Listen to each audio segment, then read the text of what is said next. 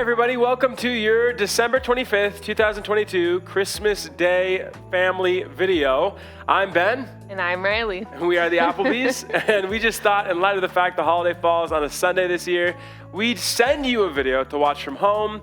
And this video is all about family or household traditions. You don't have to have a family. You could be single. You could be with roomies. And we want to give you a few things to think about. You have to translate some of the titles or some of the headlines, but this works for all of you, whether you're in a family with kids, married, single. This works for all of you to start your Christmas with intention. And now you're probably watching this in the middle of the month or the end of the month or right there on Christmas Day, which is perfect, by the way. Save this video, save it for next year, because it's a great resource to start your whole month of December, maybe even November, with some intention. To think about your calendar, to think about your schedule, to think about your program for the end of the year holiday festivities. And, not just go through the holiday drifting or burnt out or alone or just misled. So many traditions and things in the holiday are just, they don't have a lot of forethought. And so we want to give you some forethought and give you some things to think about with intention. And this whole thing started because I had a conversation with a young mom. And she was wondering, like so many of us do when our kids are coming of age. She had like a 6-year-old and a 4-year-old, maybe a 4-year-old and a newborn, can't remember. But the question was this: what do you do about Santa? What do you do with the whole Santa thing? And so Riley and I put our heads together. We came up with 2 or 3 things to give you to think about. So the first question, Ry, Santa, what have we done every Christmas season addressing the Santa question? Yeah, our family has decided to study the historical figure of St. Nicholas. And it's really amazing because St. Nicholas was an incredible person.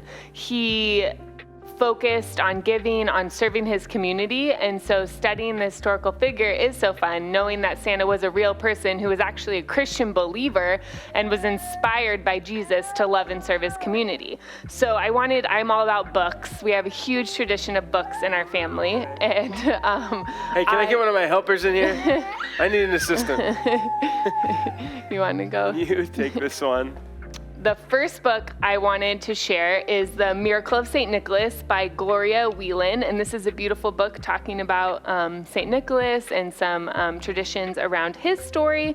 And another one that we've used is The Legend of St. Nicholas, A Story of Christmas Giving. And there's a bunch of different books you can get on the person of St. Nicholas. But as a family, we've chosen, to just study St. Nicholas and how he gives to the community. Right, so I don't know if you're going to go into this, so I hope I'm not stealing your glory. No, you're but not. One of the things we do as tradition with books is we wrap up 30 books for the month of December. 31. No, 25. 25. There you go. So 25 books like these go into these little knit sacks, put them in a box, they go in the attic, but then they come down ahead of December 1st. And what you can do to mix some of the fun of opening presents plus have it filled with a moral or a value or an intention is what's inside the gift wrap, but a book. So much, you guys, what we've learned over the years is like, how do we stop going through this consumer crazy cycle of the holidays? Like, what's one way, if the kingdom of God is this upside down kingdom, what's one way we can flip upside down, or rather right side, this whole holiday season and not lose our minds with Christmas crazy, gift crazy, presents crazy, candy craziness? And this is such a great hack because they feel like they're opening a present. They fight over doing this every morning. Whose turn is it to go and fetch the bag from the box and open the bag and get the book out, and then we read it as a family, more or less with success. We are not reflecting to you perfection. It's still messy. I did say the word fights because I do actually fight. Sometimes we don't finish the whole book depending on how long it is. But this is such a brilliant idea that Riley has introduced to our family. 25 calendar days, 25 books, collect them over the next few years, get on Amazon, buy a bunch of them, put them in these sacks, and then you open them. And it's a great way to redeem this tradition of gift opening. Yeah, I think for us, we've tried different Advent calendar traditions, and this picture book Advent calendar has been a beautiful way for our family to remain focused on the reason for Christmas. I feel like picture books are such a gift because they tell a moral story. They tell a story about Jesus even without being pushy or throwing it in a kid's face. Like they pick up the moral on their own, and it creates this beautiful moment of reflecting on Jesus and the reason for the season. And so, yeah, we love this tradition. We get just like burlap sacks, like Ben said, on Amazon, and we fill each one with a favorite Christmas book.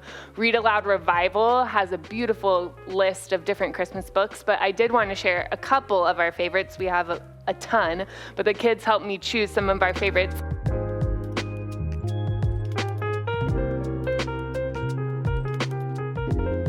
Couple of other of our favorites are Mr. Willoughby's Christmas Tree. Crusade, our 5-year-old, chose that one.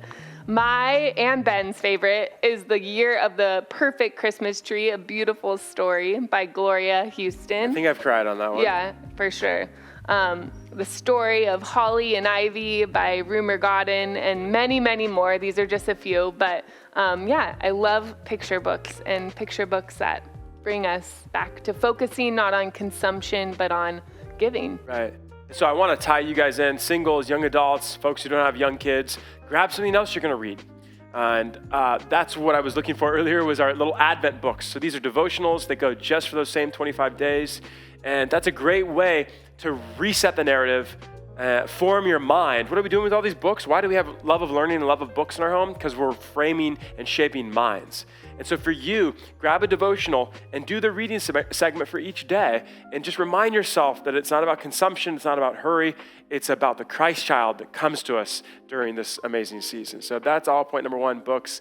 And we've given you some detail about how to dress those up or add some diversity and mix to it. But yeah, 1 and 2. Yeah. Our third point is something that we actually just started this year because we really felt like the consumption gift focus battle was just so challenging. Hearts of our little kiddos were just so focused on gifts that we wanted to start something new this year. And so we sat down with our kids who are old enough and said, let's make a December bucket list of how we can serve. And we let them come up with different ideas. And this has been such a blessing because we get to check off each bucket list item, and that has just been so fun. And a couple of the things the kids chose were going to Mexico. You know how that turned out. And serving the homeless. They decided that we would make a meal for a family in need, make cookies for our neighbors. They had just like some great ideas, go caroling. And so that was so fun to have the kids come up with ideas of how we can serve and then actually help put those into action. And I've seen like heart focus, heart change, because they came up with a list and we're trying to serve together. Right, it's awesome. Do you want to tell anyone what your favorite part of the Christmas season is? I already showed them your favorite Christmas book. You got your mouth? Is this your favorite one? Is it true? You want to say anything? Okay, no problem. So what is the list? And then I want to emphasize that last point. You said we already got through all 3. What was it? What? Number 1, Saint Nick. Saint Nick, right. Through studying the person, historical figure of Saint Nicholas. So just to pause on that, we're not going to tell you what to do. Santa's real, Santa's not real. That's obviously not our job. That's every single household and individual's story to write. The point of this video is think about it and just make sure whatever you come up with, that narrative, that answer is done with intention. And so that's what we tried to do with coming up with our answer, but you got to figure that out for yourself. That's number 1, Saint Nick. Yeah, number 2 is in some form of Advent. And Voss Camp has a great Advent. And for us, we've chosen a picture book Advent calendar. And that's worked really well for our family. And then the final one was the bucket list. Yes. So bucket list of service. Yeah, because that is such a tremendous thing. Again, I think that applies to everyone universally. You're single, you're young adult, you're a family in the room. What's one way to turn your head, your heart upside down, or right side up rather, is look at others. So much of the season can be filled with despair, loneliness, depression, what we don't have. A lot of those things are what we don't have and who we are not and what we wish we could be.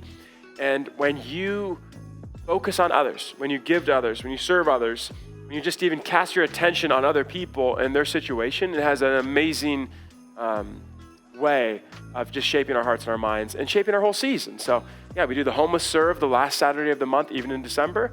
And we're packing up bags for homeless people we see on the road. and we're trying to serve others and help others. And I think that's something everyone can do. Yeah, for sure.